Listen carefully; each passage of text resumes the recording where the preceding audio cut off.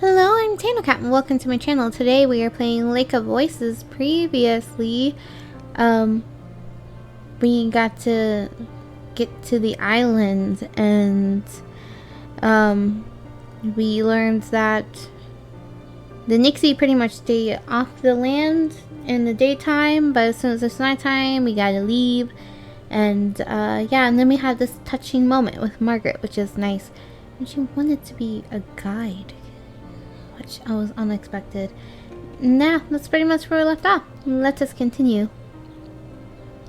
She sighs softly and chides me teasingly.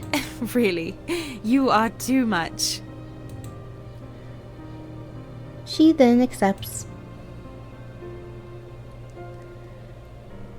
Together we head towards the interior of the island. Margaret and I head through the wood. Oh, it's serious music already? I guess I should use my serious voice. Margaret and I head through the wooded path of the island. There isn't anything that could be called a path. Wooded part. I was like, what? The island. There isn't anything that could be called a path. But we managed to pick our way through the bush quite well.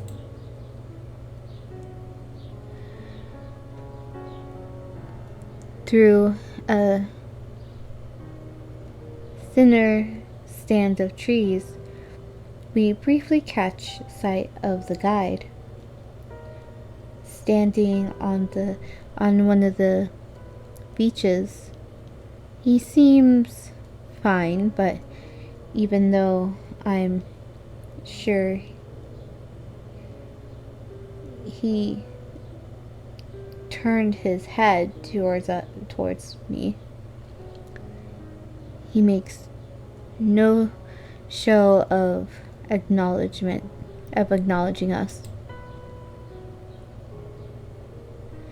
We scour the area for Lou. It doesn't take us long to find him. He appears to be alright, though still strange. Alright? Has he been alright since, well, ever since we've met him? I don't think he has. I calmly greet him as we approach. Hello. Is everything alright here?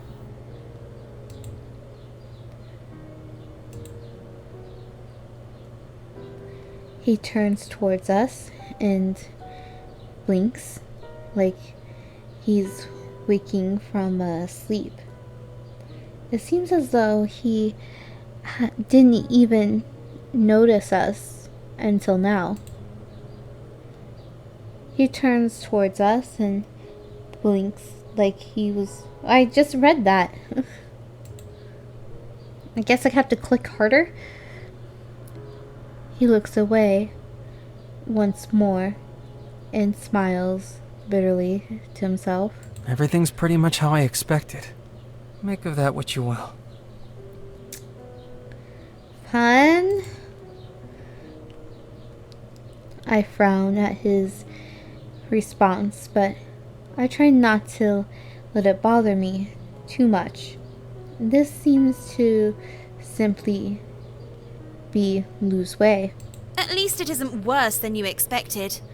Unless, like, the worst, like, there is no worse than what he expected. Like, if he's like, this is just miserable, and then he's like, yeah, it is miserable, then I don't really know if that works. Lou doesn't respond to Margaret. I decide a change in subject, maybe for the best. Are you ready to eat, Lou? Lou pauses for a moment to consider this. Okay. If you leave something for me, I'll eat it soon. Why do we have to leave? Because sometimes it's awkward if one person's eating and you're just kind of like staring at them eat.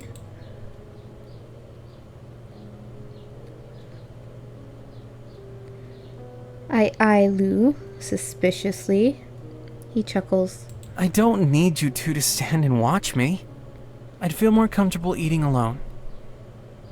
I have to agree with Kika. You refused to eat before, and now you claim you'll only eat if no one else is around to see it happen? If that's the case, I'll just say I won't eat again. Then there will be nothing to be suspicious over. I'm not really suspicious of you. It's not like I think you're gonna be like, take the food and run away or steal our stuff or anything. Because, like, where would he go? I would be more concerned about his mental well-being. Both of us sigh, exasperated over his dismissive attitude. Lou snickers to himself. I take no relief in the fact that someone is finding this amusing. Either way, we shouldn't leave anyone alone anymore. We've all had enough time to ourselves to think. Now we should focus on staying safe and being prepared for the coming night. Lou bites his lip, hunching his shoulders up to his neck as he eyes Margaret sourly. It might be an intimidating look if it was from someone else. As it is, Lou looks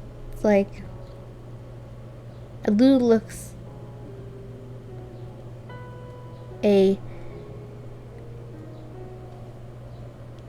thoroughly Lou looks like a thoroughly annoyed child. Okay, yeah. I can't imagine how that sounds like it looks intimidating if anyone does it, but yeah, it does sound like a thoroughly annoyed child. I'm not interested. There's something I'm still not finished with. We could come with you. Lou tries to duck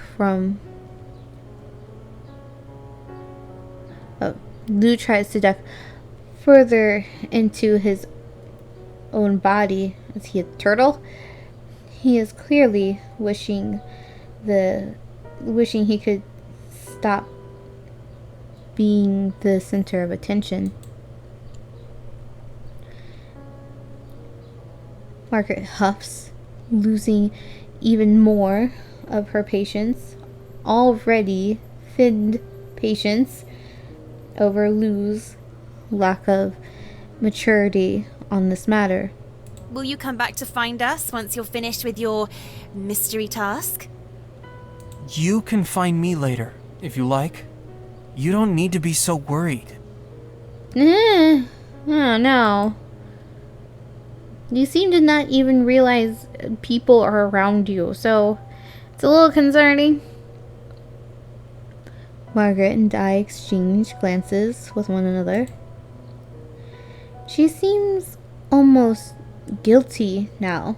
Perhaps she re-evaluated the situation and feels this might be unnecessarily demanding.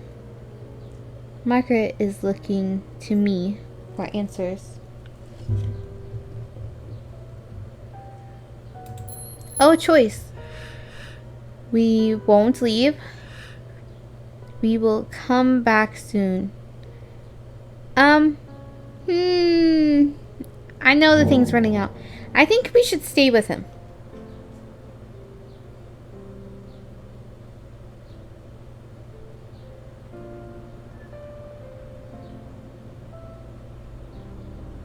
Oh, what happens if I choose nothing?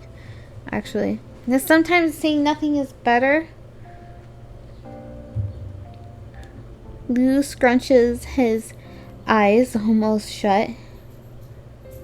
But I can still detect his silvered stare boring into an unfortunate patch of ground. Despite his calm surface, I can feel the tumultuous, there we go, emotions changing deep beneath. Maybe I'll just go with nothing. Because I'm like, if I say, okay, sure, I feel like it's being dismissive. And maybe he needs us there. But if I was like, no, stay, then he's just going to feel pressured. Maybe I'll just go with this option. Just not choosing something.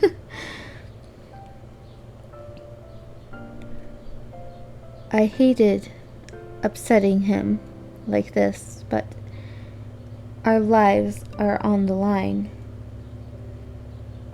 It would be a reckless gamble to leave him be simply because he would prefer being alone. Yes, right. But you're still free to do as you please, you know. Just because we'll be around doesn't mean we'll be ogling you the entire time. Okay, it sounds like I just chose we need to be with you. But is there a difference? Is there one that's more demanding? We'll just leave it be. We'll just leave it be. We'll just deal with the consequences of our actions later.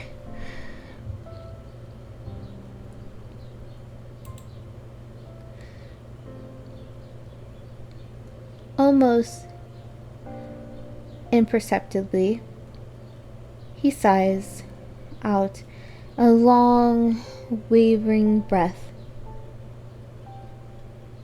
Whatever emotion he was experiencing just below the surface, slipped back to the depths. Never mind.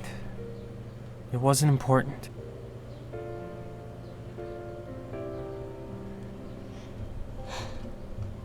Was it? Alright, I kind of want to see what happens if I say we won't leave. Okay, that's the same. Setting him, Yes, yep. right. But you're still free to do as you please, you know. Just because we'll be... Yep, that's the same. Never mind. It wasn't important. So it seems to be the same. I might as well.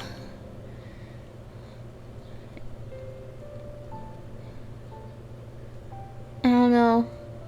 I don't know if not making the choice is better than making the choice when it's the same dialogue. I'll just stick with making the choice. I have a hard time believing him. However, I'm simply relieved that he's finally willing to let us stay. Well, since you don't have anything else to do now, you really ought to eat. Have you eaten? Yes, we had a meal together after you went off on your own. You have no excuse. I'm not hungry. That's sort of a reason. I resist the nagging urge to rub the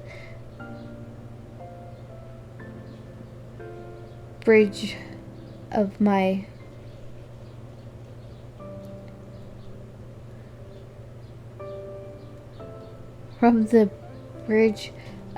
nose, but out of frustration. Okay. I don't want to offend Lou or be too forceful I need to remember where we are. This is already a very difficult situation, and it is possible he's been through far worse than what I'm aware of. Will you at least take some food to keep with you? As Lou tends to do, he wraps his arms around himself more tightly, mumbling words I can't pick out before finally answering audibly. Fine. Good. I pull out and offer him one of my hide and sinew stitched pouches. It's so grossly descriptive, filled with dried salted meat and some sweet roots. Lou finally uncrosses his arms and lowers his knees, which eases my fears a bit about him being stiff as a statue come nightfall.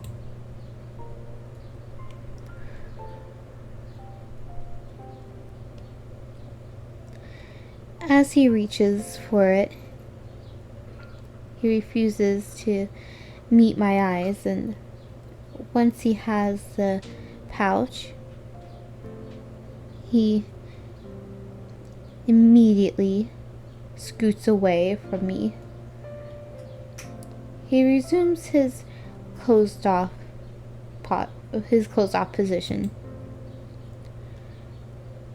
Margaret observes Lou with disbelief, accidentally letting out a tisk as he curls up away from me. She seems to be as baffled by Lou's mood as I am. We should go back to the forest clearing instead of staying so nearby the lake. Certainly. Fine.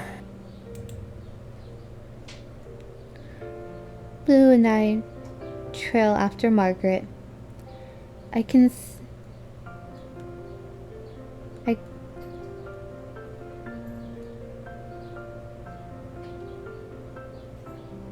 consciously slow my steps to keep pace with Lou's distracted wandering as we head back into the woods. After a bit of tromping. What's tromping? Tromping throughout the thicket. It's not just kind of like almost falling as you're walking continuously. You come into a sizable clearing. We might as well rest here. There will be plenty of time for walking come nightfall.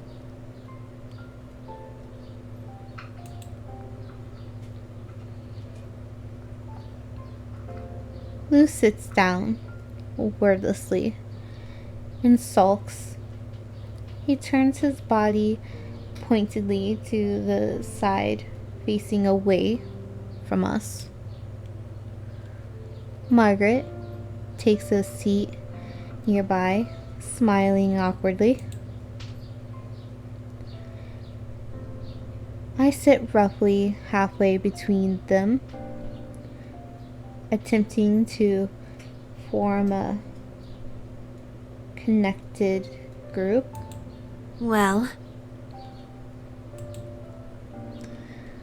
Margaret starts, but doesn't say much more.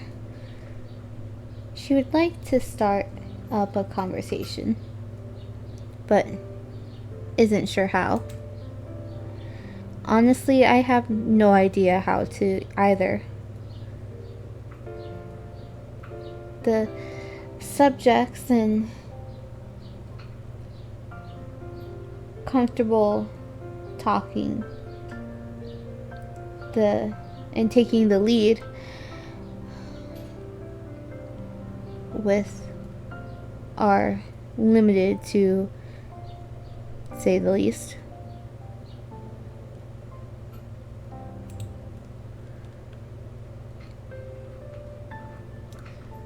An uncomfortable silence permeates the air for a time. Even an outsider could tell the mood is in the depths. Neither of us wants to make it worse, and it is a challenge to figure out what might go over well with Lou. We don't know anything about him, but asking personal questions would almost certainly be unwelcomed. Lou stares off, sighing about something. He still isn't even looking at us. Lou. What? Margaret pauses. She didn't think this through, it seems. She rumbles with her words. What's been on your mind as of late? Nothing. I thought he was going to say that. Either nothing or stuff. Ah, that's not good. If there isn't anything in there, it might blow away with the wind. Lou raises his eyes to give her a flat look. No, at least that's something. She laughs nervously, almost doubling over backwards from the force of one of her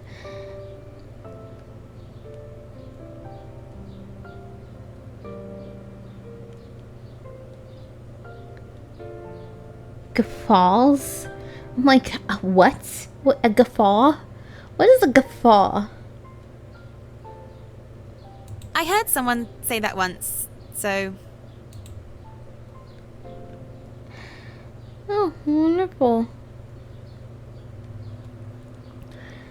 I jump in before another silence can form, sensing a call for backup of a different sort than I am used to. Yes, you should keep your spirits high.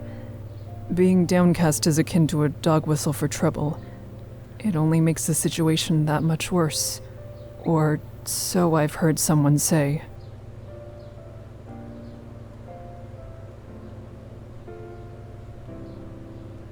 I've never heard that saying before. Oh, absolutely. I feel like this is almost the equivalent of being sitting awkwardly and just going, how about those Yankees? Even if you know nothing about sports, you're just like, something that people can kind of respond to, I guess. That sort of thing. Margaret agrees with me, though, still sounding a tad awkward. She gestures with her hands towards me. I've also heard that you breathe out a small piece of your soul with each sigh, so it's even more tragic. Oh yeah, I've heard that one. Lou finally begins to smirk a little. Are you making those up? Margaret seems encouraged by his mood shift. I haven't made anything up yet, but I'm positive that I could and you'd be none the wiser. They can be quite ridiculous.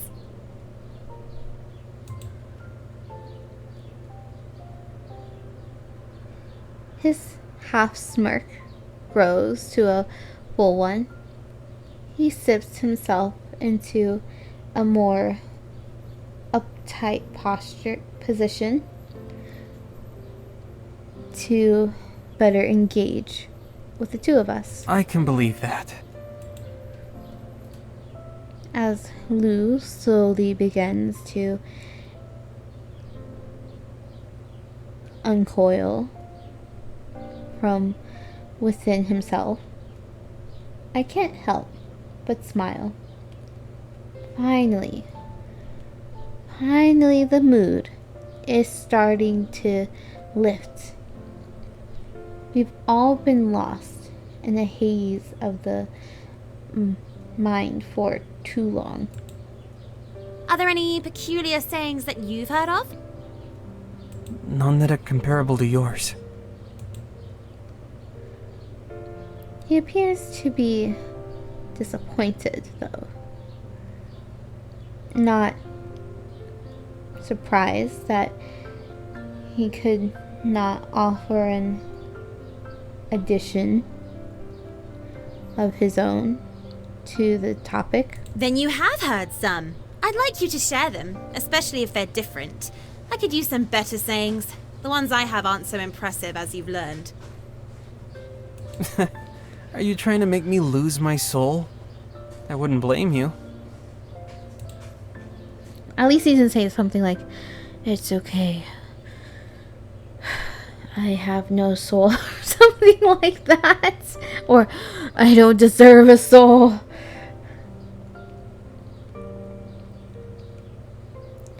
I wish I knew how to amuse Lou as much as he seems to entertain himself. Despite his jokes, quote unquote jokes, always needing to be so self-mocking.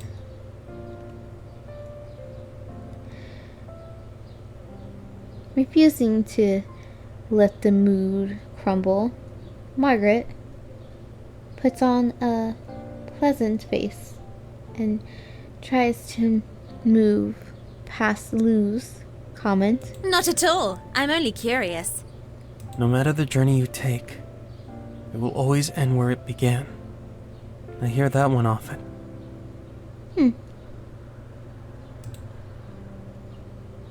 I like that.